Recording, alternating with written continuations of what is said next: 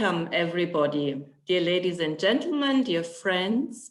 My name is Türkan Karakurt, and it's my privilege to moderate this afternoon's event here via Zoom. And I also welcome our participants that follow our debate via Facebook. We are here this afternoon to debate and discuss on welfare and the care economy. And this is the second session of the Korčula School 2020. And before we start, I have two organizational and practical things to say. One is the interpretation. We have the button for interpretation, and there you will find Korean. Please press this button if you don't want to follow the debate in English, right? It's Croatian and Serbian, etc., but the name is Croatian.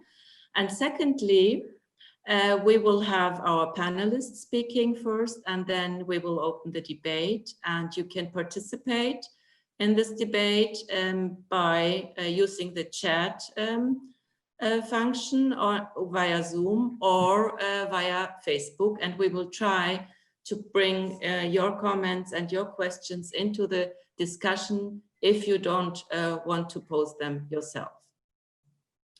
Now, as I said, today is the second session of this year's Korčula School, which carries the title Recover, Restart, Retool. And I think there could not have been a more appropriate title for looking into the state of gender equality and discussing how to advance women's socioeconomic status during and hopefully after Corona crisis. And in today's session, we want to look more closely into the care economy that became visible with all its imbalances during the Corona crisis like never before. On the one hand, there was a lot of talk and public awareness about care, both medical and social. And quoting a famous slogan, we could say, it's the care economy, stupid. And probably nobody would dare to object. But while on the one hand, care workers were the heroes in our societies, the conditions of their work, and especially the unpaid care work done mostly by women in their families wasn't noticed much. Therefore, it is important to use the momentum for decent work conditions in the care sector and spell out what is needed to transform lip services into concrete changes. And today's meeting will discuss exactly this. And we want to hear what our distinguished guests have to say and discuss what recommendations we can draw from our discussions. I want to briefly present our guests and the structure of this session to you. We are happy to have with us Member of European Parliament Clara Dobrev from Brussels. Welcome. Letizia Thyssen from FEPS Brussels. Sanela Cekic-Basic from Sarajevo. Nino Žganec from Zagreb, and Goran Lukic from Ljubljana. And finally, we have the former Commissioner of Employment and Social Affairs, Laszlo Andor, with us, who is now the Secretary General of FEPS in Brussels. Mr. Andor, the floor is yours for the opening address. Good afternoon, ladies and gentlemen. It's really a pleasure for me to participate in this meeting. I know the original idea was to get together on the island of Korčula, and I appreciate the commitment that was made until the last possible moment. But I think meetings on Zoom are not inferior, and we have to appreciate the chance to discuss something which is very, very important, and what was made even more important by the coronavirus crisis. In the focus of the discussion today, as we heard in the introduction, is welfare and the care economy, and the gender imbalances that are involved in the care economy, and that has been aggravated by the corona crisis. So this is not the first crisis where we have to note that gender imbalances are deepening, and this time it has also been established by Eurofound, the EU agency for working and living conditions in Dublin, that COVID-19 had a disproportional impact on women, who first of all represent the majority of essential workers and have borne the disproportionate impact of unpaid care at home. But in more general terms, it's also true that women bear the disproportionate burden of unpaid care. Women spend on average 3.2 times more hours to unpaid care. And the economic value of unpaid care work accounts to around 40% of the GDP. So we speak about something extremely serious here. Women account for 70% of paid care workers. According to the ILO, another source of intelligence in the matters of labor, especially industry relations. So on that basis, we also speak about horizontal gender segregation. COVID-19 definitely highlighted the true value of care work, which has long been undervalued, underpaid, and often invisible. The GDP calculations usually omit the value of unpaid care, and the governments therefore ignore its decisive contribution to the well-being of society and the contribution to the economy. Now, after this coronavirus experience, of course, we have to think again about what we have known and what we didn't know about the care sector. What we know is that care is a right to be cared for and to care for others at various stages of our lives. Care is not about dependency, but autonomy. It's connected with human dignity. On the other hand, care work, both paid and unpaid, is at the heart of the humanity and is indispensable. We spoke a lot about essential work during the corona crisis, and definitely we speak about an indispensable work, whether we are in a crisis or whether we are not. And as we know, demographic, socioeconomic, and the environmental transformations actually increase the demand for care workers. The care economy, on the other hand, contributes to reducing the gender employment gap in normal times, although it doesn't necessarily reduce the gender pay gap, especially because of the feminization of a sector where employment very often is precarious. And in addition to the general trends, which we can learn about from the ILO as well as the Eurofound and other sources, now including the OECD as well, we also have to highlight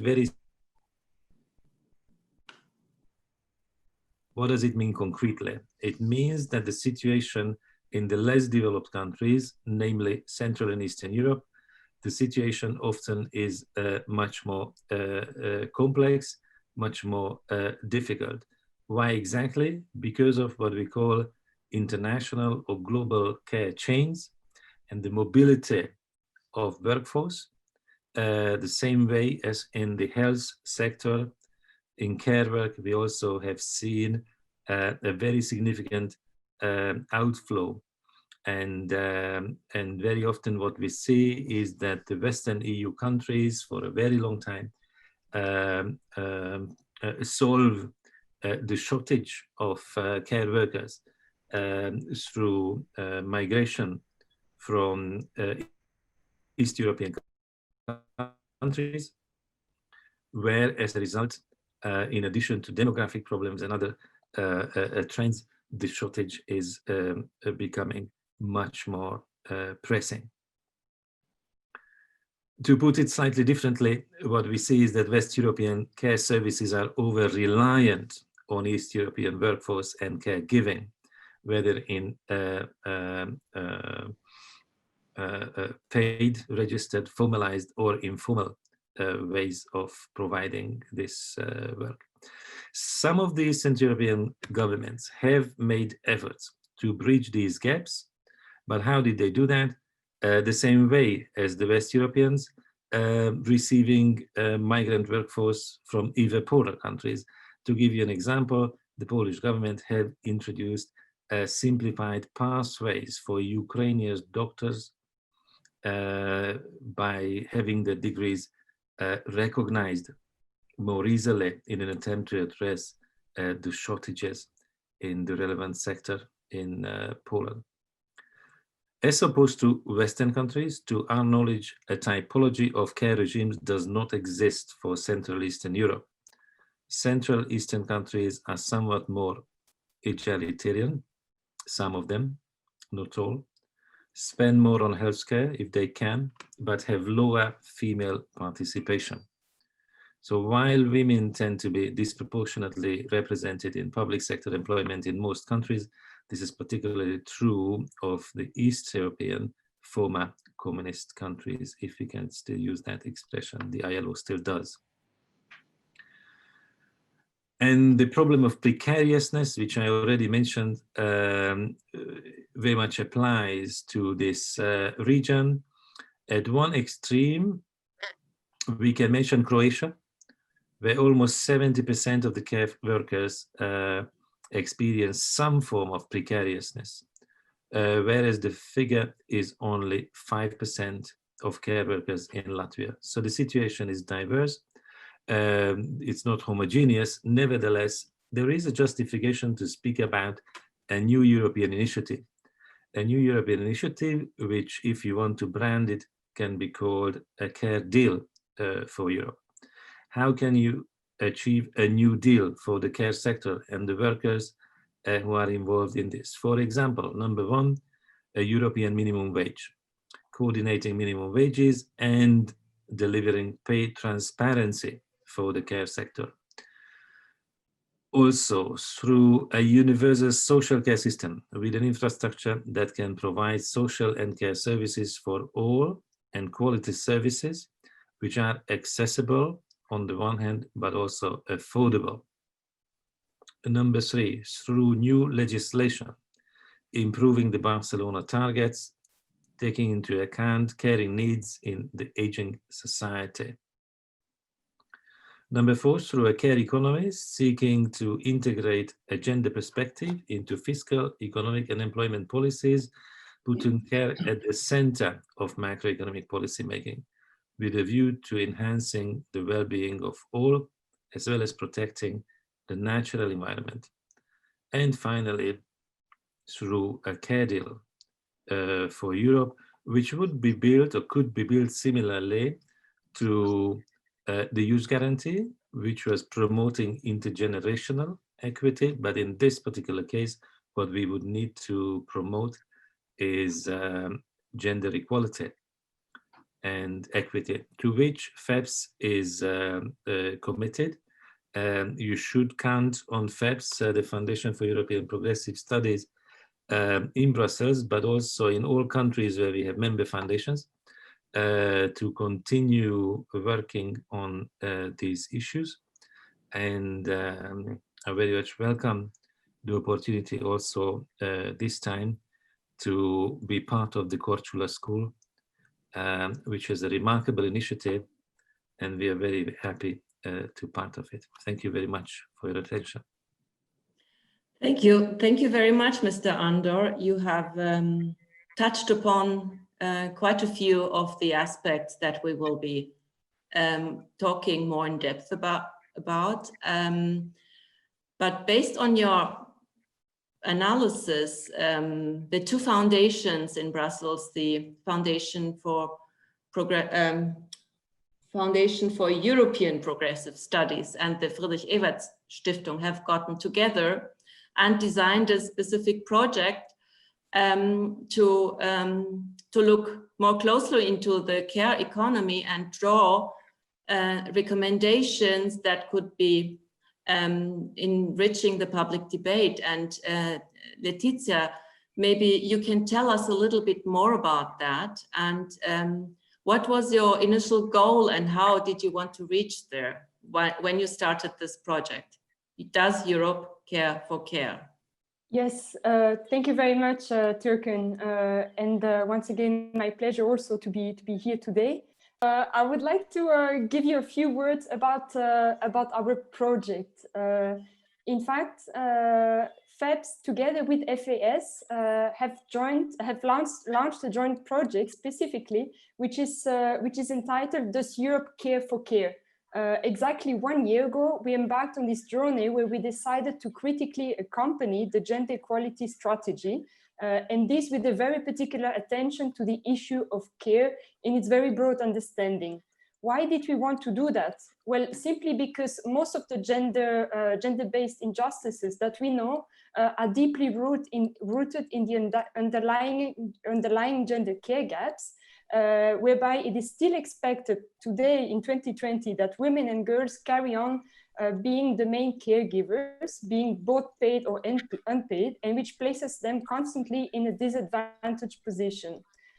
So well before any of us had ever heard of the coronavirus crisis, FEPS together with FAS have managed to take this visionary approach by imagining a utopic scenario where all people have the same opportunity, simply because care in this scenario that we know is far from our reality today is not anymore considered a burdensome cost, but acknowledged as a reality and a basic human right.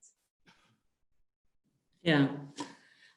You said you want to critically accompany the gender equality strategy, and as such, the project is meant to draw recommendations to the Equality Commissioner, Helena Dalli.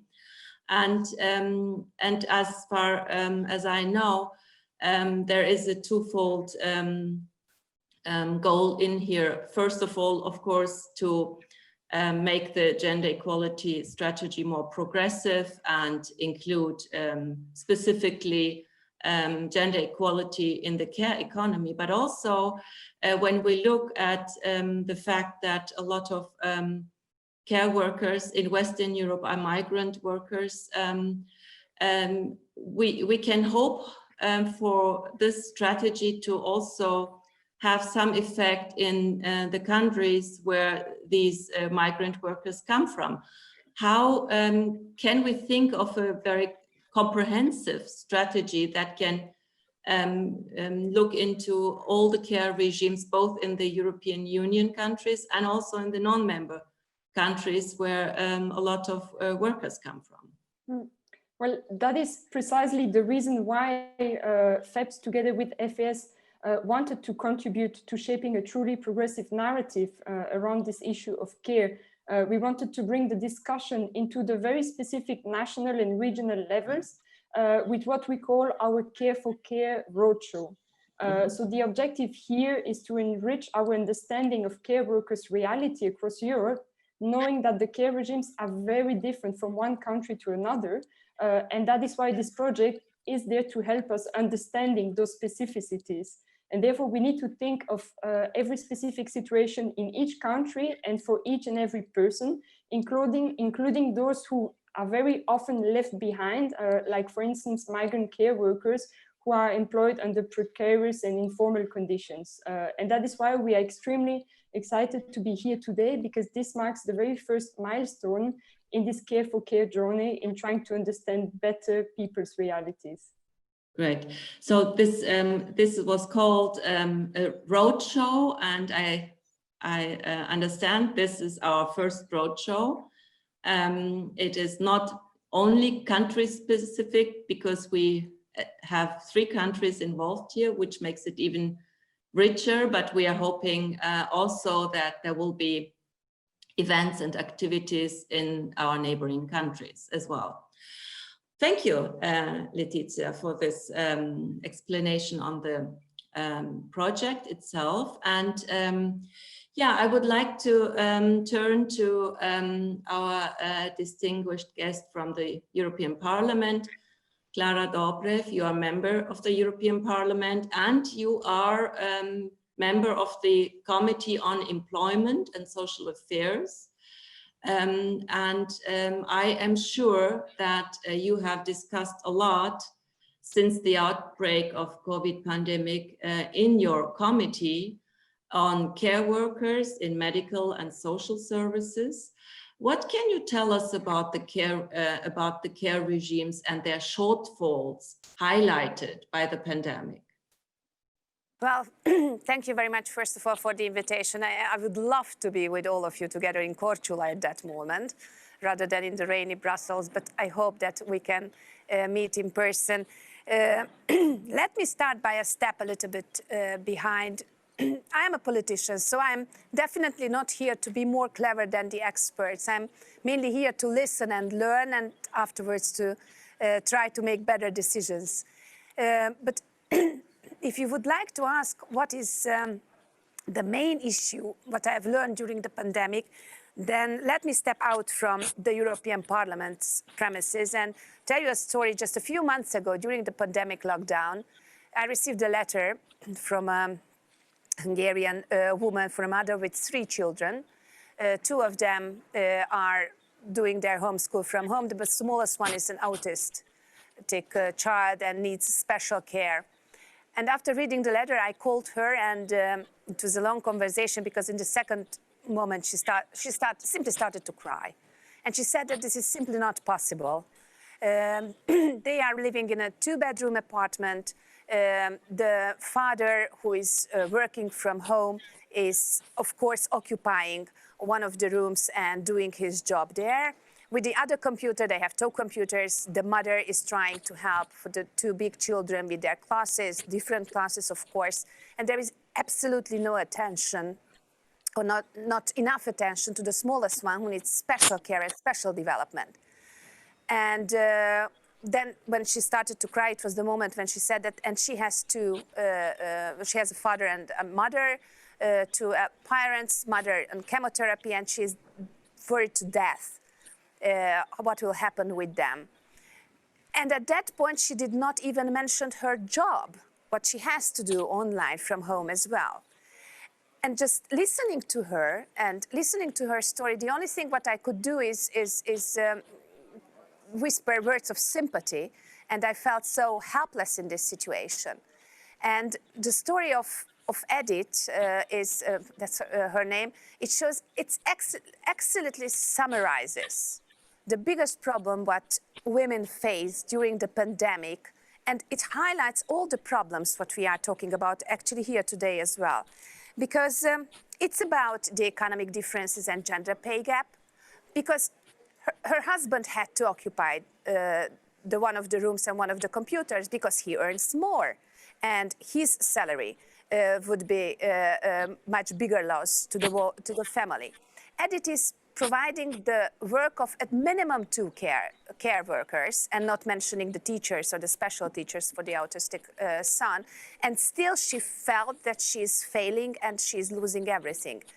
And you might say, oh my God, poor woman with such a special problems, but that's not true. She's an average, middle class, normal Hungarian woman in Hungary. I would even say the lucky one, because they have, both of them, her husband and she, they have a job, they have a house above their head, there is no domestic violence, which would even put her in a more vulnerable situation. So an average woman in the 21st century, in the middle of Europe, in Hungary, is facing an absolutely terrible situation now during the crisis. And that I mentioned this example because for me, being a politician, it really means to try not to hide myself behind the resolutions, the different opinions, the even pieces of legislation, but see the world and see the reality. And that's what we are facing. After decades of, I would say, a tremendous work, and we have achieved a lot. I don't want to say we did not achieve a lot. We have, for example, narrowed the gender gap. But even this narrow gender gap, which is not so narrow, I would say, but it becomes a tragedy during a crisis. And crisis will come. Always there will be a crisis, this or that way of the crisis. So the story of Edith highlights everything what we were talking about and what we are going to talk about here today. Because as Laszlo Andor mentioned, maybe a few years ago, just 10 years ago, Edith could be able to find a care worker in this situation in Hungary. Not anymore, nobody, because we just simply don't have the working force for that. Maybe a few years ago, there would be some social help and social net, but not with this policy, what is now ongoing in Hungary especially.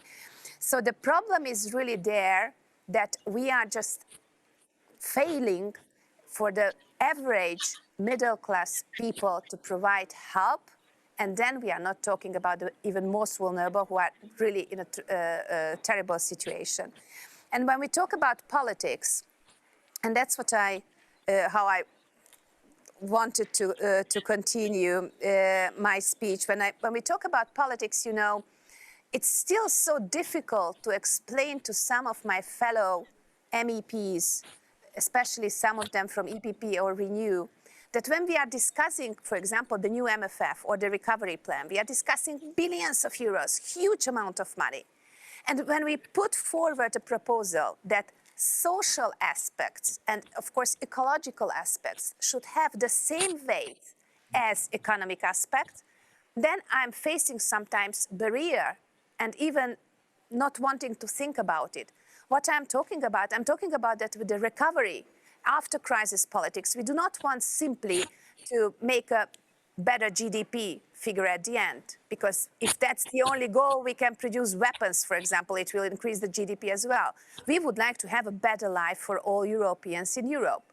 But if we do not invest, if we do not spend in the social sector, if we do not have the right regulation in the social sector, then we will not achieve it. We are talking about absolutely normal way that we have to protect and invest, I don't know, in agriculture, in food sector, in tourism, in the fashion industry, and that's okay. But when we are talking about spending money for the care sector, then suddenly I see eyes, oh, but this is just spending, this is not investment. So I think that one of the most important issues what we have to realize and to break through the mindset of many, unfortunately, politicians in Europe as well, that spending in social sector is investment. It's the same investment like spending or investing in telecommunication, in IT sector, in agriculture, or in the food industry. Edith, whom I was speaking about, if she would get a help through social care services in a situation like that, then she would be much more productive in her job as well, of course. And then we are at the end there where we want to be. I think for just to come back on the European Parliament, can we expect some progressive policies to come out of the European Parliament? And what is the S&D fraction taking a leading role in this designing of what you were saying, you know, investing in social policy, because we cannot separate the economy from the care economy and also from equality issues as such. As I told you, the first thing what we have to break through is really that everyone should accept that social investments are investments. It's not spending, it's social investments. The second one, what we were talking about, and that's what I'm listening from you as well, that definitely that recognizing the care work as an occupation which has its requirements, and then protecting the workers' right, to give it the social protection to those who need it, to make this collective agreement for care workers. This is something which is unavoidable for the next few years. Then we are talking a lot about gender equality. There is no gender equality without, for example, good elderly care system. Women at 40s, 50s drop out from the labor market because there is no one else who can take care of elderly parents. And definitely, Mr. Laszlo Andor mentioned, and this is one of the focus of my policy as well, is that European minimum wage is something where we can protect the Eastern European care workers and workers from the situation where they, for the same job, they earn less than the Western Europeans do it. And I think the crisis really highlighted this problem. So I'm using this crisis as an opportunity to show to everyone here in the European Parliament that we have to have much more investments in the social sector and in the care sector as well. Thank you. One last question. Can we, I mean, what can the Equality Commissioner, Helena Dalli, do practically to close the gender inequalities in the care sector? Well, she can do a lot of things, and of course she needs always support from the Parliament and from the Council as well. But I would really accept from her that in the Commission's new programs, and it's not only the Commissioner Dalli's portfolio, but in all portfolio, social aspects and social economy should be like a horizontal aspect. We are talking about environmental issues because of the climate crisis, that we have to deal with climate issues in every single piece of legislation during our work. I think social aspects and social investment and social legislation has to have the same horizontal priority. So what I do wait from Commissioner Dalli is to be much more active in every single, and now of course MFF and recovery facility, that's what the old Parliament is talking about, and that's what we are working very hard on. In every single aspects of the shaping the new next 7 years of the European Union, to be there and to see that all money goes for the same reason, with gender budgeting, with much stronger equal pay and equality criteria, with much stricter sanctions if somewhere there is not the gender pay gap and gender equality is not reached. That's what I am awaiting from the Commission for the next few months. Okay, thank you very much, Mrs. Dobrev. Now, Croatia was already mentioned in the beginning, and we're turning to Nino Žganec. You are a professor at the Social Work Department of the Faculty of Law in Zagreb, and as such, you are an expert on social work regimes in Croatia, but you were also Assistant Minister 2000 to 2005, if I remember correctly, and when the Social Democratic Party was heading the government, and you have extensive practical experience as well. And combining both, you have written the social policy strategy of SDP for the last parliamentary elections. And yeah, if they had won, you would have become Minister of Social Affairs, yeah. But unfortunately, they didn't win elections. But coming back to the Croatian case, what are, in your view, the main shortfalls of the care regime in Croatia? Okay, thank you, Turkan, for this so nice introducing me, and good afternoon to everybody again. And thank you for inviting me to participate in this so far very interesting and important discussion. I really enjoy in everything what was said until now. So it is really difficult to describe the social care system in a few minutes, but I will try to mention some main features or main characteristics. So, as you know, the Croatia is a former communist country, inherited one specific model of social care system, and instead of fast modernization in the beginning of 90s, the whole country was faced with the war circumstances, and we had to adapt all professional efforts to this, what happened during this time. And then finally, at the beginning at 2000, and I had this chance, as you said, we started with, let's say, modernization and reforming the system of social care. From my experience, experience, it was connected with many obstacles and many problems on the road because of many reasons, not only financial, but maybe more political, personal, whatever obstacles and problems. But some results have been made. Until 2005, when I left ministry to today, some other things happened, but all in all, I can say that the reform in social care sector, as it should be done, didn't occur, and at the moment, I can mention several typical problems that social care system in Croatia is faced with. First of all, I would mention the relatively bad and poor legislation of the whole social care system. It means, for example, that almost whole system of social care in Croatia rely on only one social care law, which is very, from one side, complex, and from other side,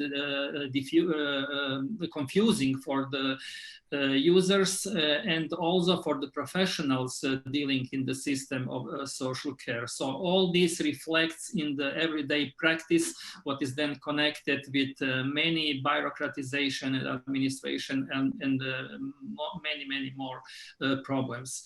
The system of social care is, I would say, underfinanced in Croatia. Croatia invests approximately 2% of state budget for the social care system, and this is far from enough. And I very like what Ms. Dobrev said, and about this we very often talk here in the professional surroundings, that social expenditures should be seen as investment, and I very often say investment in production of society, with many very good consequences if this will be done. Also, the system is faced with the lack of employees, and it brings also many problems in everyday practice. For example, on the level of accession to the social rights, especially now during the pandemic time, it reflects also on the possibility or impossibility to field work of the social workers and other professionals. Further, it is a big problem of a high level of centralization. It is extremely how Croatian system of social care is centralized, and unfortunately still highly institutionalized, and we very lack the community care, although there are some trials, especially provided by NGOs in Croatia, but at the state level, it is a big lack. And many more items we can mention as problems. For example, the working processes inside the social care institutions are very underdeveloped. IT support is very unfunctional also. And all this brought to one rather bad image of social care sector. And as in many other countries, unfortunately, the social care systems and professionals are known and famous about the problems, deaths, as we have seen these days also in Croatia, and many problematic things, much more than good things they are done inside the system. So can you say a word or two on gender inequalities? Can you just quickly elaborate on that? Yeah, okay. It is an estimation that more than 70% of employees in the system of social care is female, and they are overrepresented. On the other side, on the leading position, we can see that the men are overrepresented. This is maybe one feature. Another one is that comparatively social care system is not equally paid for the work as other public sectors, for example, yes. education or science and so on and so on. It also shows how the social care, which is mostly female profession, is weak in this collective bargaining in Croatia and so on and so on. Mm-hmm. And of course, what also already was said here today, there is a lot of unpaid work provided by women in Croatia. The exact data we don't have, but we know, especially now during the pandemic, that there are a lot of burden put on the women's shoulders. Because many children are now at home, elderly are at home, and many other traditional vulnerable groups which needs more care now in the pandemic time, and this is more or less female duty mostly in our country. So this is something that we have to measure. You said you have already labor shortage in Croatia, and you said there is poor pay for care work, and these are obviously connected as people tend to move on to migrate to Western Europe for better pay. What is the effect of this for the Croatian care system? I would say that there is a lack of caring personnel here, especially in some part of countries. It is visible that many women go abroad, especially on the north part of Croatia and Istria. Istrian women go to Italy, North Croatian women go to Austria, mostly because they are better paid there.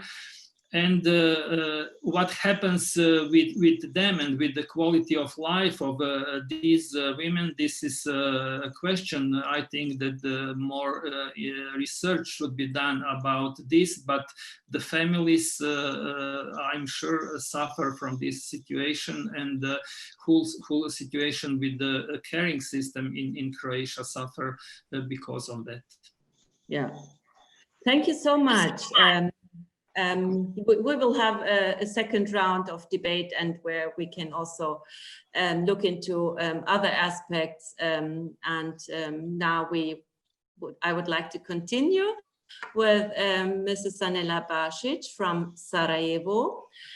Mrs. Basic, you are also a professor teaching social policy in Sarajevo.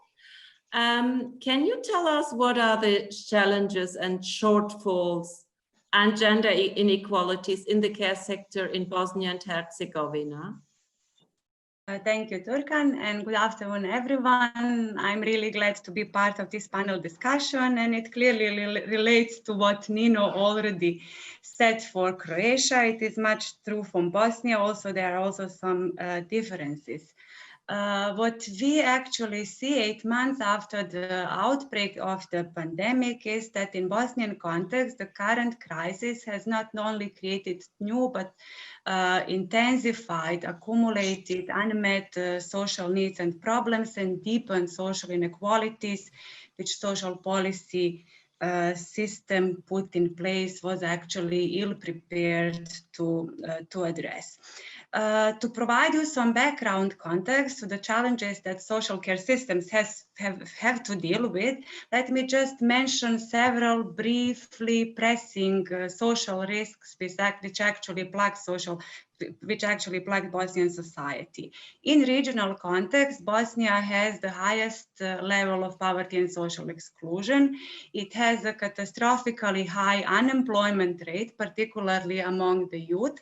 It has a very low employment rate, particularly among the women. It has the aging population and growing needs for care services.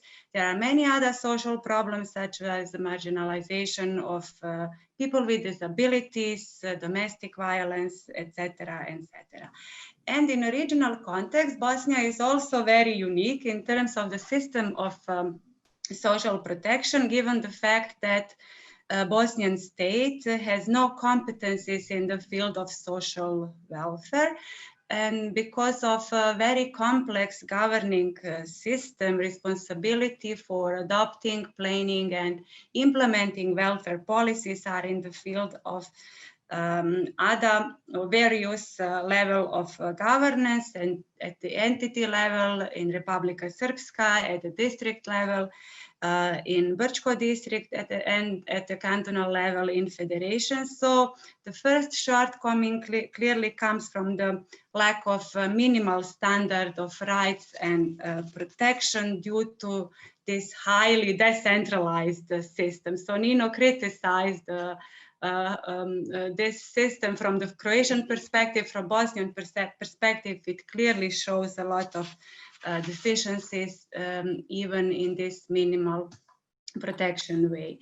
The other point could be that social protection activities are given very little political priorities at all levels of government. So social care and social protection system are not on the political agenda, as is also not the well-being of the citizens. So at the same time, there are large and severe gaps in legislation, in policies, in financing, in planning, in implementing, and also in coordinating welfare policies between different levels of government. For the sake of this discussion, I will just mention several. So we have like two-tier system of social protection. Social security system, which is actually a kind of a Bismarckian contributive model, which is directed at the protection of wage workers, and social care or social protection system, which is actually tasked to ensure minimal or basic social security for the most needy. And in both systems, we see a large gaps, for example, in coverage and in the level of benefits. In the social security system, if we look at some data, we see, for example, that only 25% of the total labor force is covered by social insurance at the moment, which means that in a couple of decades, we will have a large army of people who will not have a right to insurance-based benefits like pensions, for example, which will of course create produce even higher poverty levels. Then the level of pensions is quite inadequate to sustain the basic living standards. Most of the pensioners receive minimal pensions, and they also have, every of this problem has also a very strong gender dimension as well. There is, for example, also no social pension scheme, nor it is in a political debate or in discussion, which would be very important, keeping in mind the trend of the aging of the population and rising level of life expectancy for women. We could also expect among elderly women in the future more of those without income. And if we look in social protection system, which is non-contributory, as I have said, it should provide a minimum standard of basic needs as a last safety net. We see also within that system a systemic discrimination related to the different coverage within the target population, different ranges of rights and different level of benefits, which in our context clearly favor war veterans at the expenses of other social groups. And then we also clearly have the challenge of the inadvocacy of monetary benefits, which are so low that they could not enable family to meet the basic needs in terms of food, shelter, health, and education. And then there is a challenge, of course, of a very restricted access to these benefits, because they are tied to income or property census, which are arbitrarily defined in every of these possible territorial administrative units. And of course, there are underdeveloped services within community for children, for people with disabilities, for elderly.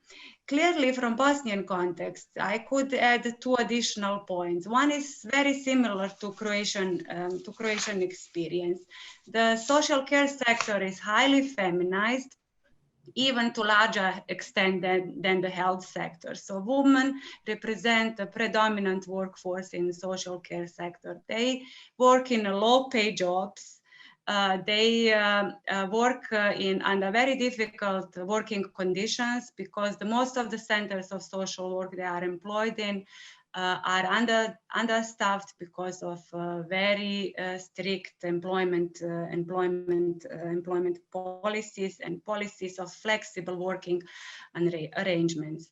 They have not that much career opportunities, so career development in the profession is very restricted. And similar as to Croatia, there are also almost no women in managerial position, which speaks about vertical segregation also in the profession.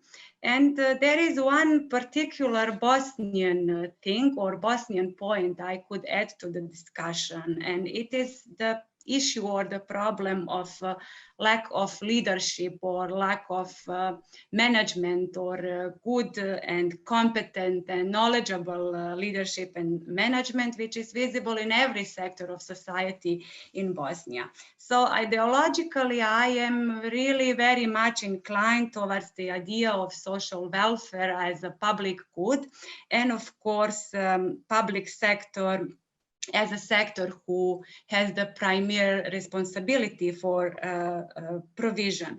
But in a Bosnian context, where public sector is continuously abused by political establishments to foster clientelist access to power, to influence, to employment, which benefit very small partocratic elite at the expenses of well-being of citizens, and which too often result in the practices of negative selection, we clearly see a side effect to it, and that is that the system is governed by the least qualified and least capable, and becomes very inefficient, even though resources are not that lacking. Yeah.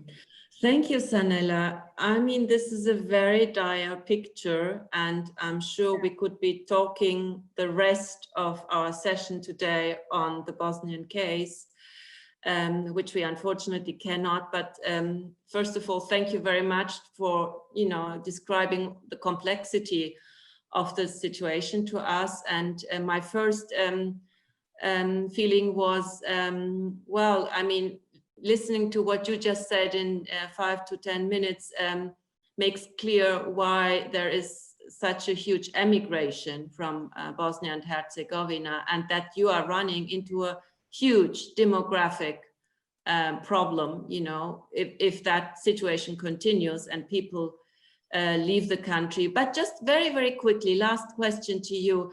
What would you like to feed into the European EU gender equality strategy from the point of view of a non-European member state like Bosnia and Herzegovina?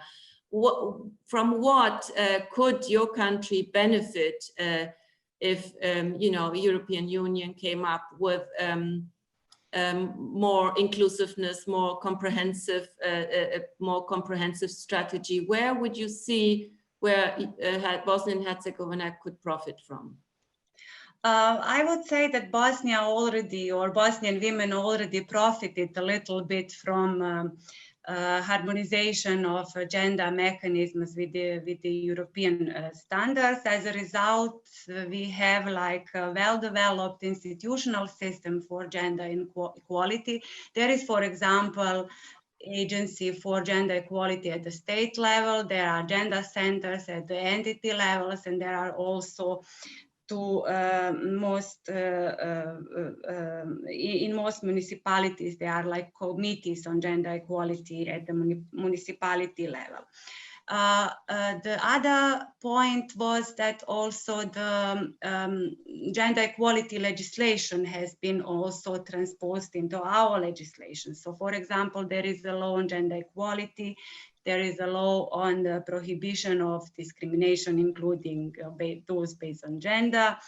The labor law tackles also gender discrimination at workplace. There are also some changes which should allow for more equality at home, etc., etc. But what proves difficult is in Bosnian context is the fact that too often those documents just say a very nice piece of paper.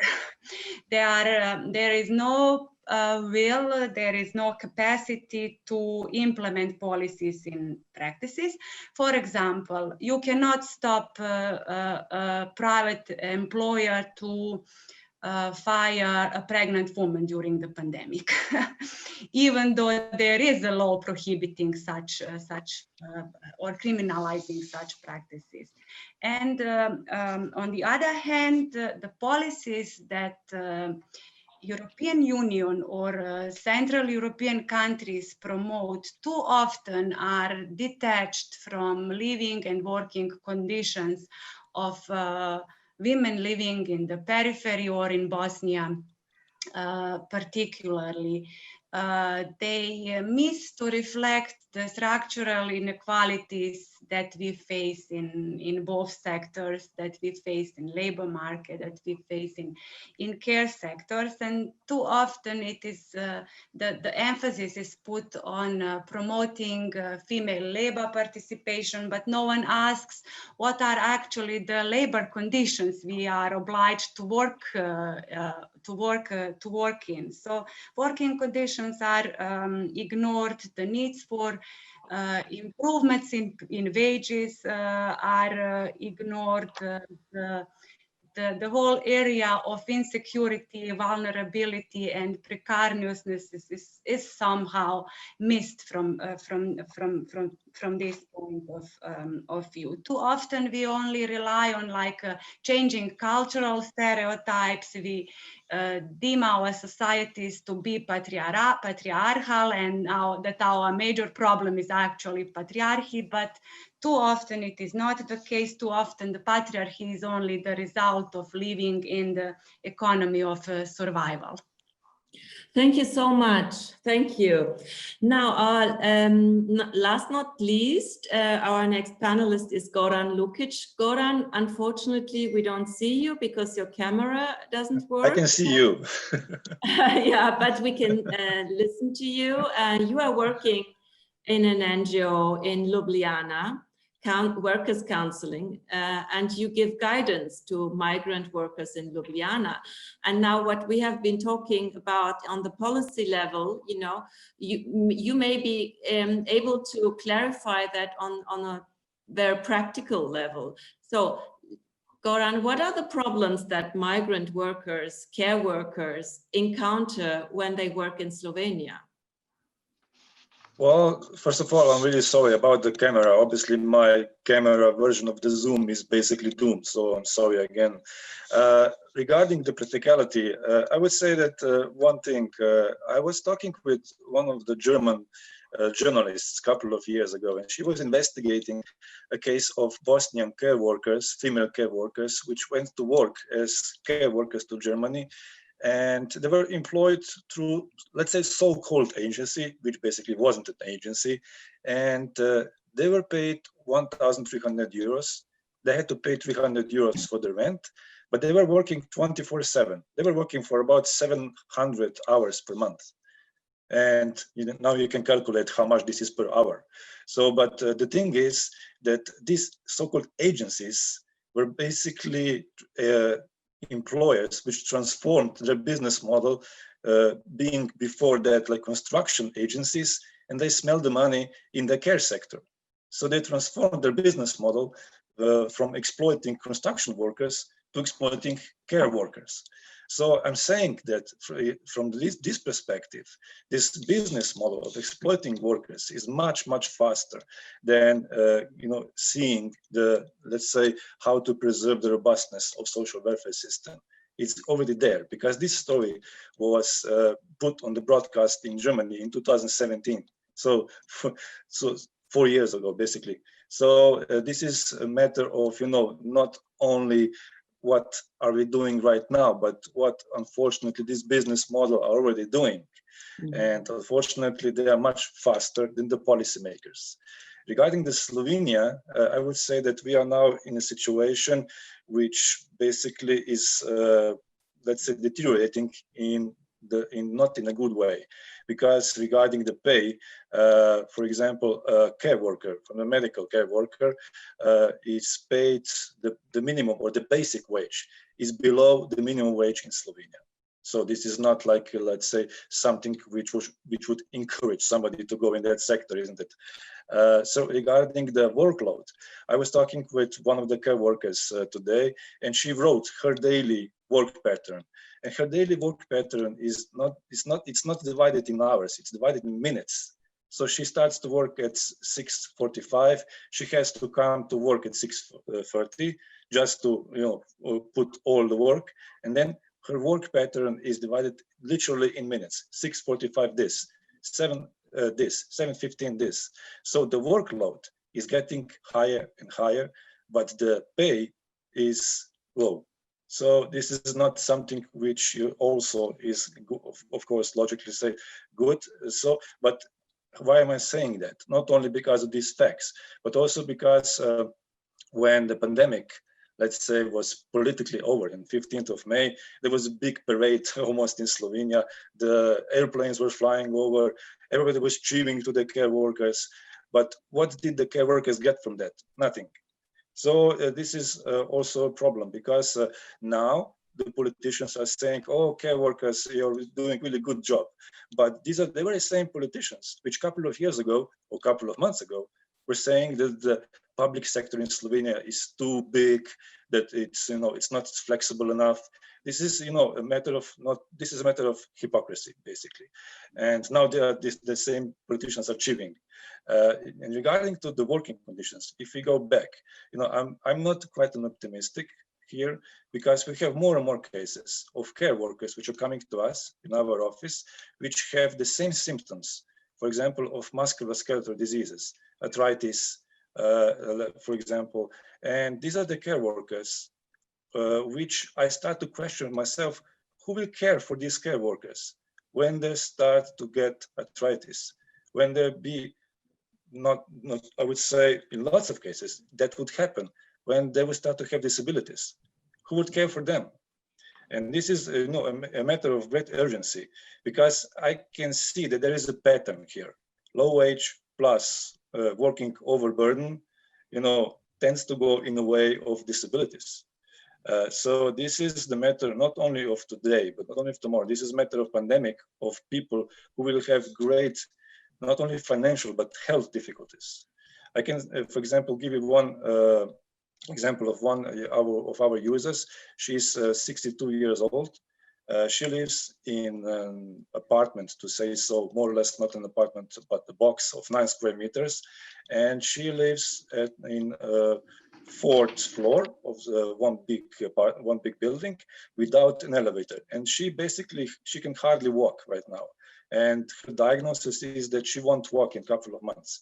And we started to talk, how can we, see her problem? How can we solve her problem about the situation about the apartment? Well, there is no social housing for her, because in the matter of the Slovenian institutions, she already solved her social housing problem because she has this small apartment. But this is not only one case. There are several cases of people, for example, also care workers. What will happen to them? if they can't solve their own living conditions. So this is the matter of, not only one problem, two problems, but multiple problems which start to pile up as a snow, how to say that in English, I forgot to say, but this is getting a bigger and bigger problem. And to say a lot more and more people, more and more, care workers are coming to us, not only with the same, let's say, health problems, but also with the same physical problems. Because if I give you one example, a couple of months ago, one care worker came to us and she said that she can't stand the pressure anymore. She loves the job, but this is the same pattern, this is the same, let's say, trigger that basically got her to the verge of mental breakdown. And she is so loyal to her job that she eats tablets to go to the work, because she's afraid that if she goes to the sick leave, she is going to be like the one who is going to, not be good to her fellow employers. And can you imagine a workplace like that you're afraid of going to the sick leave because you're too loyal to the, one of your, let's say, goals in your life, but this is destroying basically your health, mental and physical health. And that's why I'm saying that we have several problems right now in Slovenia, that not only care system, but a social welfare system, which we have to address. So what shall we do right now with the living, not only with the living, but with the working conditions of the care workers? They are really, really underpaid. What shall we do with, for example, the health conditions of the care workers? Because I would say that on average, the average age, not wage, age of the care worker is getting higher and higher. So what shall we do with that issue? So I'm really not so optimistic in regard to what will happen with the Slovenian, let's say, long-term care system in 2 years or 3 years. And there's also one issue which is quite important. This is the issue of, let's say, a combination of privatization and outsourcing. Because if I start with outsourcing, more and more sectors of the care system, long-term care system in Slovenia are being outsourced. For example, cleaning, kitchens, serving food, everything is going out of the system, is going up to the market. Market only knows the price. So the lowest price wins. And the price of the lowest price is working conditions. Privatization. So we have the system basically of concessions in Slovenia when we are building new elderly homes. And if you combine that, again, you find a pattern. So exhausting the workers, and in 2 or 3 years, we will be stuck in a situation where there will be basically no more new care workers. We will have a bunch of care workers which are exhausted, on the verge of the breakdown, and with really low paid wages. I'm sorry for giving you such a bleak picture. Thank you. This is the matter of facts. Thank you for this really also very dire picture on the practical working condition levels. But it's high time for us to open the debate. And please come in with your comments and questions by pushing the button or bringing in Letizia and Tamara if there's any questions posed via Facebook. And also I want to turn your attention to Tamara's evaluation form that still needs to be filled in before we end our discussion today, right? Okay, please, Tamara. Thank you. It is a great pleasure to be here with you and listen to all of you. I just want to give you just a small view from Serbia. In fact, in Serbia, care economy is more likely to be don't care economy. In fact, before the pandemic, Serbian citizens were in the greatest risk in Europe of absolute poverty. And I read in one survey that in first 2 months of pandemic, about 200,000 people lost their jobs. It is about, I think, 8% of all employees. And this autumn, we are without government, although the elections were held in June.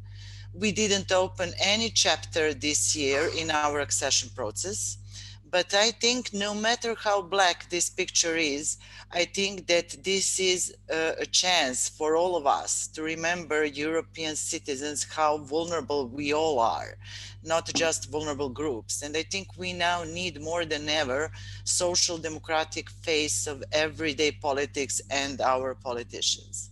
Thank you, Turkan. Thank you, Tamara. Do I see anybody that would like to come in? I think Sonia Locker made a very important comment and maybe she would like to explain it. Sonia?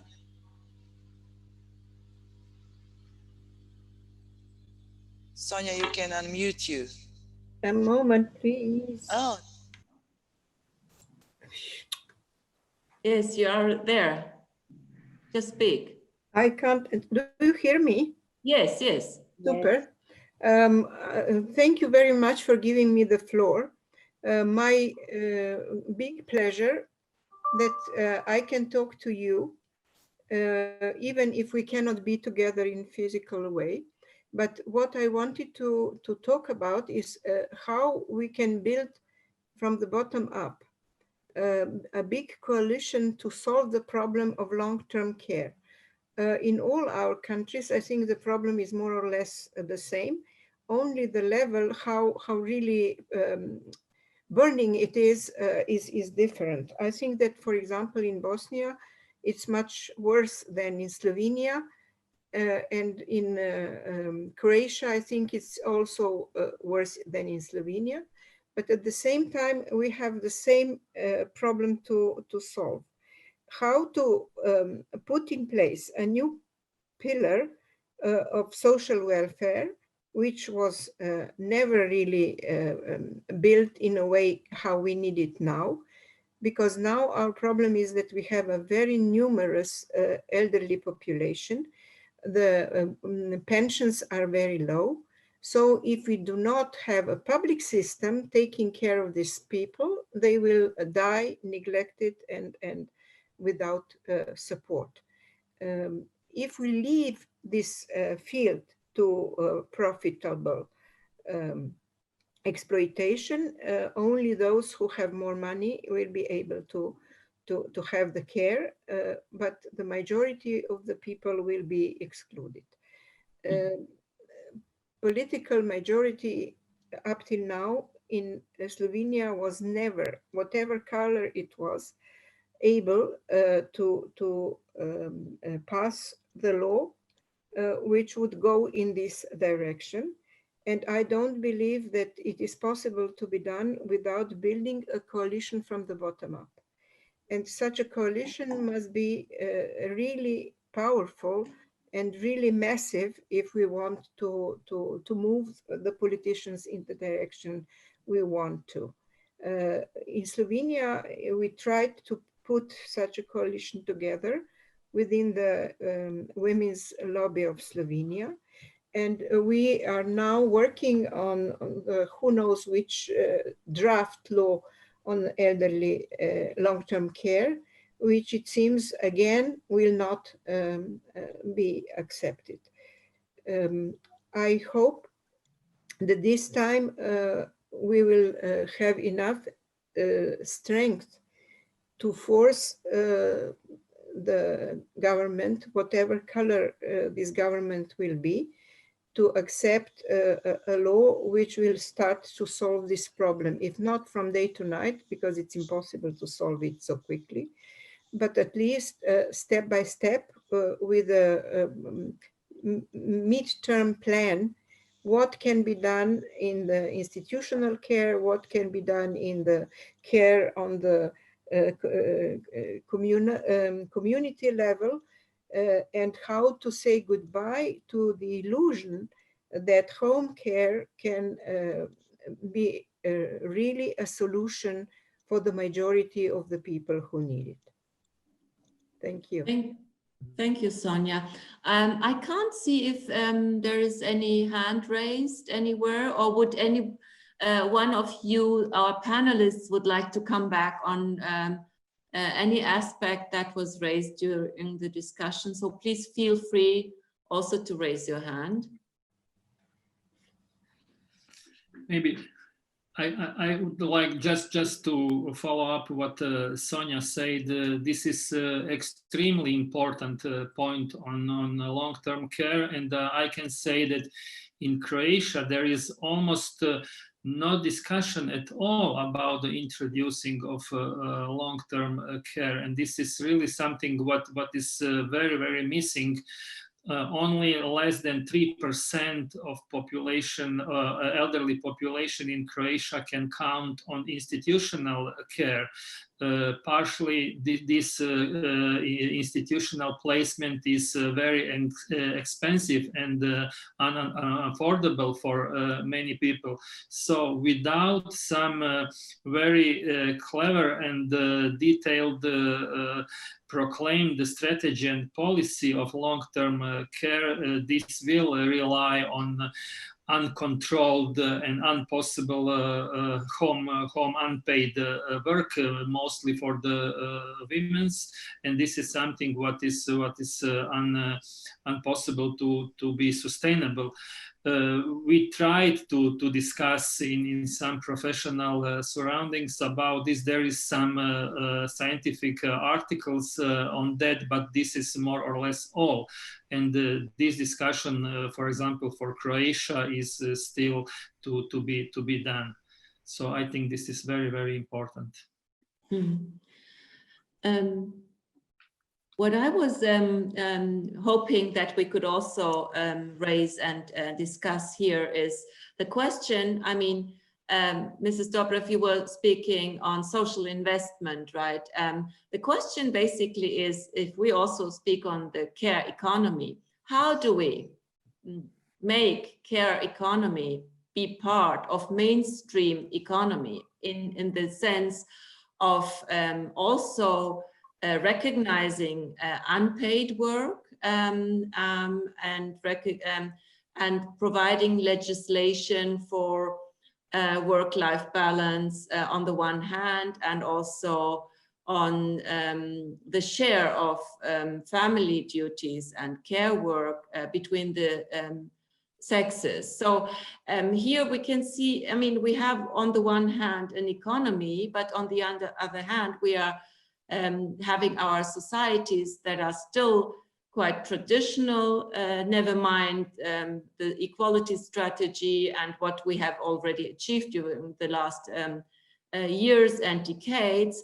But how can we bring those two things together and regard caring for the elderly, for the children, for the sick as part of our, not economic life, as of our life as such, including both the social and the economic fields? Yeah, this is a very difficult question, and I hope what I'm going to say, it's not going to be very weird to all of you. And I'm saying it just not as a politician at that moment, but I'm saying it as one who is coming from Eastern Europe. All the problems, all the challenges you have listed in the past hour, they are not simply problems or deficiencies of politics. They are problems and deficiencies of the way how we think and the way how we do politics. Your question was, how can we force our politics to put much more importance on care sector, on elderly people, on the social investments? How can we make our politicians to make these decisions, what we were talking about in the last 1 hour? And the only thing what I can tell you is that be much more vocal. Feel the responsibility that you are not only responsible for those people and those civil society who you are representing, but you are responsible for this kind of mental social changes in our communities. And we need this change. And I would love to see much more in my home country, and then you can say your experience in your countries.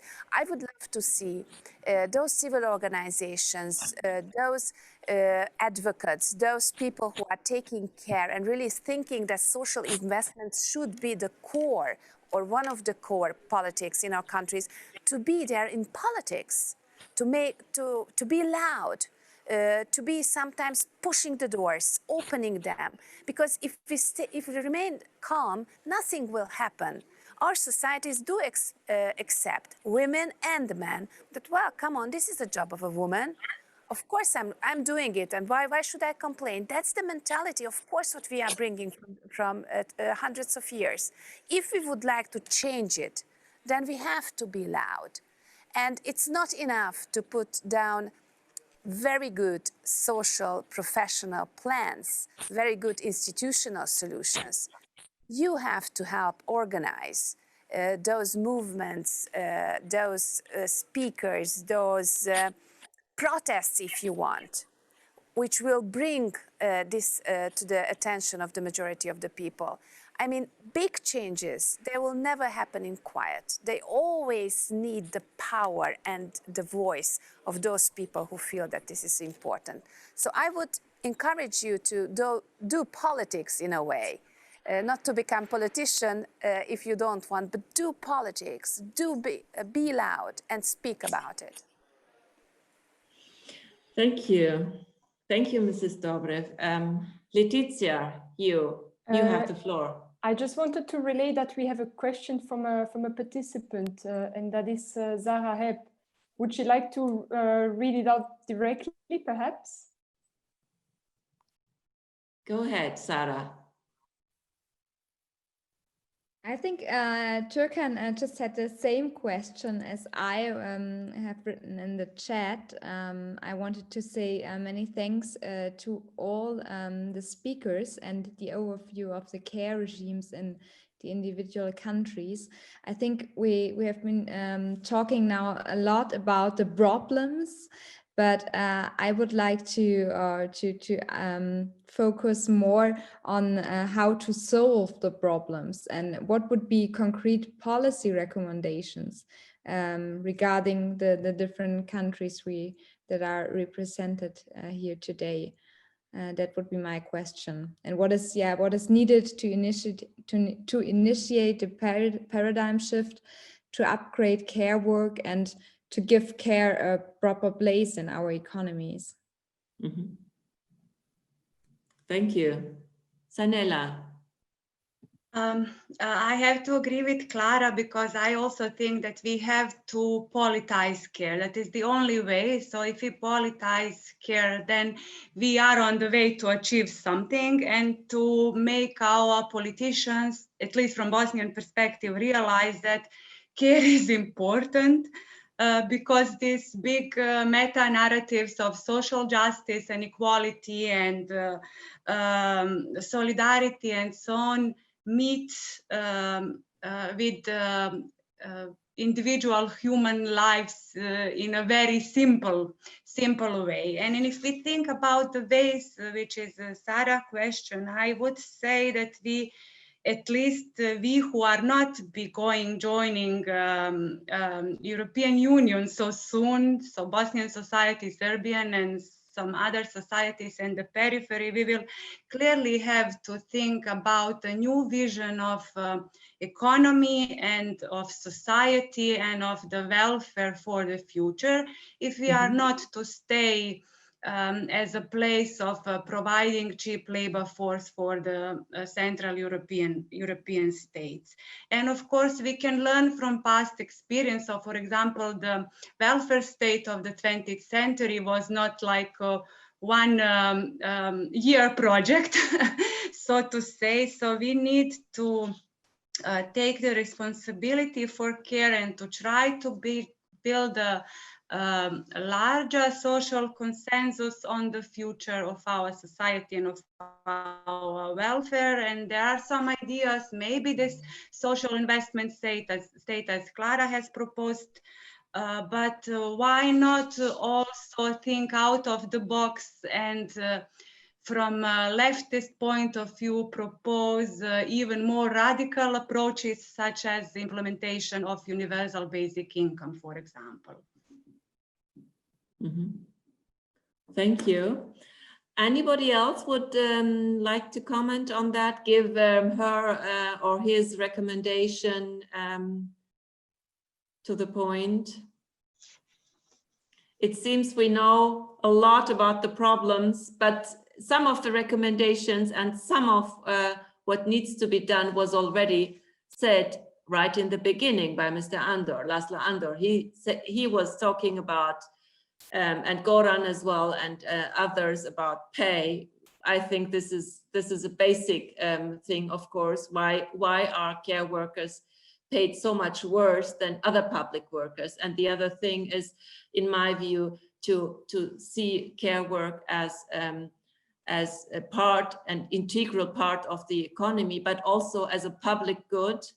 And we should be thinking that everybody has an interest in this point, because we are all human beings and we have all families. So in a way, this is an issue that is touching all of us. And the other thing is, of course, more with tradition and society. It has to do with our view on ourselves as women, but also the societal view on women.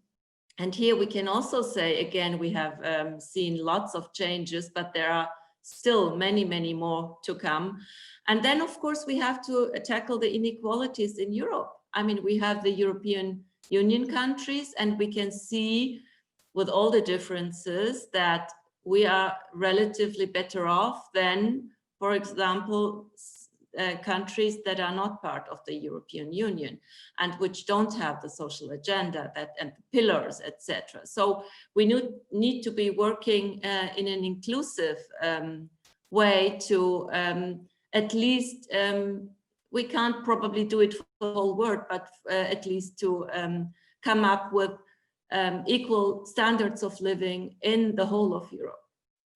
And but I don't want to summarize here, because we have our last speaker. If there is nobody else, we have Dasha Shilovic. I don't think I need to introduce you.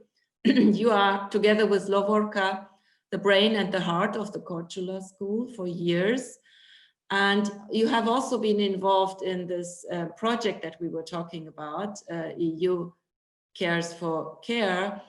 And what do you think? What is now, I mean, we have seen so many problems and the complexity of the issue, and what is the homework that lies ahead of us? And we have also spoken of, you know, Mrs. Dobrev and others have said we need to be more vocal, and we have lots of organizations that can work together here. We have the SND fraction on the political level, we have our trade unions, we have civil society, we have academia on the progressive side. So what can we do together? What is your take on our discussion today? And do you have any best practices to share with us? Well, thank you very much for this. And I would actually like to thank all the panelists. I think this is fantastic. The discussion has been very substantive, and I think we've got a lot of fodder. At the same time, Turkan, I'd like to actually thank the entire board that's been really working on this. And yes, the C Network, and I'm particularly a member of this project, part of this project, which I think is extremely important. We have, because there are a number of initiatives which are now being rolled out, and so there is a chance that we catch the train in a certain sense, and the question is on the instruments that we can do it. As some of you know, the C Network has been designated as a sort of ambassador for European Pillar of Social Rights. And when you look at that pillar, it reminds me very much of what the German presidency has now been trying to do with a conference they had, unfortunately online, 2 weeks ago, whereby they're putting an accent on labor policies, on economic policies that would actually create a new social welfare system, because what we've seen now and what has been heightened in this crisis is, as I think Sonia wrote about it in her comment, was that our welfare state seems to have gone, is either obsolete or has been lost in translation, in the particularly in this region, in the neoliberal translation. And I think our colleagues have hinted on that. So what? So we have a number of instruments at our disposal now, and I think this project is actually extremely timely. We can use it. We can use it wisely by opening up with this IT possibility national and regional discussions and going further. We need to map the models, and I think Laszlo said there are different models. So which models have worked? What are the lessons learned? What has been the good practice? But let me give you encouraging news. So maybe this is encouraging news. Maybe the fact that these initiatives underway is encouraging. But the FEPS did an analysis and a poll on the European dream. It didn't take into account the countries from the region, but it took primarily European Union countries, including Hungary and Poland and so on. And what comes out from from the questionnaires and that data analysis is that the young generation is one, sort of envious of the social welfare system that the older generation lived in, and is very keen and eager to move towards a welfare state, both in terms of social giving, in terms of pensions, in terms of, so that is an encouraging, I think it's an encouraging sign.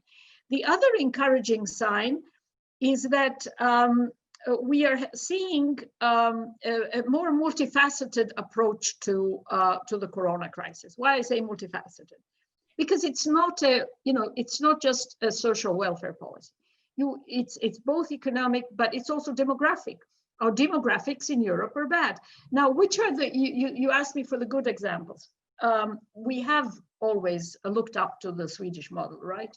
We have, and Nino said, dismantled whatever was of the former Yugoslav model. But we have a German model which worked on the health care well during the corona crisis. But we have the French model which focused on demographics and supporting demographic policies with social care by freeing a lot of that energy and a lot of that potential for a demographic renewal. So, we have those examples. On the question, I would only like to say something that was hinted at during this discussion, but didn't really, get there. I think Nino said something about it. Was the tension we are seeing now in our social care systems and in our social between the state and the public and the private. For instance, Nino, in Croatia now, we have a lot of those private facilities for elderly, right? We have a lot of kindergartens and pre-K institutions for the children. And what have we seen? The quality is not, the quantity hasn't met the quality. The government, I think, if I'm not mistaken, is saying we don't have enough inspectors to inspect all of those facilities and so on. During the corona crisis, we're seeing old people dying over there, young children in religious institutions getting the coronavirus, et cetera, et cetera. So how do we now mitigate that public and private, that state, and in the if you want, in a certain sense, in this corona crisis, the state's responsibility has been again in the focus. We're saying, well, the state has given up on a lot of things. Let's go back. And it's not only a European issue, it's also a US issue. And finally, what we need to do. Clara has spoken about the S&D group. My colleagues and we had a discussion on this. We have a feeling that the S&D group is more active now. We hear more about it, but we need to hear more about what they're doing. We need to talk to the S&D group. And I think what has given result now in the formulation of the European Union strategy was this fantastic partnership that is being built between the S&D group, the PES, the FEPS, you know, the whole family seems to be coming together. And when that family comes together, whether it's going to be Solidar or us or somebody else, it's going to make that difference in pushing. Look at the MFF, the monetary policy, financial policy of the Union is not active. The Parliament hasn't yet endorsed it. So, you know, there are possibilities there. And on the trade union side, what we are seeing is the trade unions now, and I think Nino has spoken about it, and Goran in a way, you know, we have to look at new patterns of work. Clara has been talking about EDIT. New patterns of work will demand new contracts, new social systems and social care systems, because this is they're breaking at the seam with 2 children sitting at home all day and so on. So we, you know, these are going to have longer term psychological effects. We are seeing it with a younger generation. And so this is what the trade unions need to focus on now. We've said about the political parties. The political parties and the civil society still have the problem of cooperation.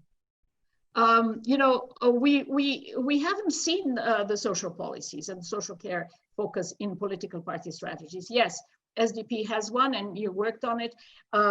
Is it present? Really, it was presented, but is it present in the society? Our colleagues in Macedonia did that in preparations for the elections. You know, how do we push that and take it into a societal discussion? And finally, we are in Europe, and I'm very sorry that I'm talking a lot about the European Parliament, European Union, but I think countries in the region should be pushed to on the social care policy. If you all remember, Romania was delayed in entering the European Union because of the lack of a social care policy. And it worked. I am not sure that the Romanian social care policy is really great, but it worked. They had a conditionality to get their social care system working. So we are in front of a discussion on the future of Europe. The German presidency will be hopefully now launching it. The Croatians didn't do it. And in that, there is space for a discussion on a social compact, which would then take into account the gender strategy, the social pillar, and so on. So I think we are, I would end on a positive note. I think we need to continue these discussions. We need to go into smaller groups, into more detail. But I think there is some light, possibly, for us to get this through. And thank you very much for Turkan. I mean, you've been really great. So I'll just pass on to you before we get our jingle on again. Yes. Yeah, thank you so much, Dasha. This was really a very interesting and nice outlook, and we can be sure there's lots to do, but as you said, there is also maybe some light at the end of the tunnel if we continue working together. And this is my last note, that this project is not ending. It is like in the middle, right? And we hope for more roadshows, and all of you are also invited to come with your ideas, to hold separate meetings, and also we will be having commissioning papers on different aspects of care economy, both on the country level, but also regional level. And this will be the basis for continuation of this debate. And we hope to see you back in other formats. And we would like to draw from your extensive experiences and from your academic, political, and labor union experiences and backgrounds. So please stay in touch with us. And I would like to finish thanking everybody wholeheartedly for your contributions. And I'm also glad that Sarah is here with us, because she's been working with Letizia in Brussels on this project, and now she moved to Jordan, and she could still join us here. So we're happy to see you, Sarah, although you will you will have other obligations now, but maybe you'll join us every now and then when we have further debates. Thank you, everyone. And thanks to our Belgrade team, Yes. led by Tamara, who've been working on putting all this together. Tamara, thank you so much, and thanks for the team. We want to thank the translators and the technical background people. I haven't seen them, but I'm sure they are there. And yeah, thank you so much, everybody, and have a nice weekend. And hope to see you again. And see you all tomorrow. Yeah. Bye-bye. Bye. Okay. Thank you. Bye-bye.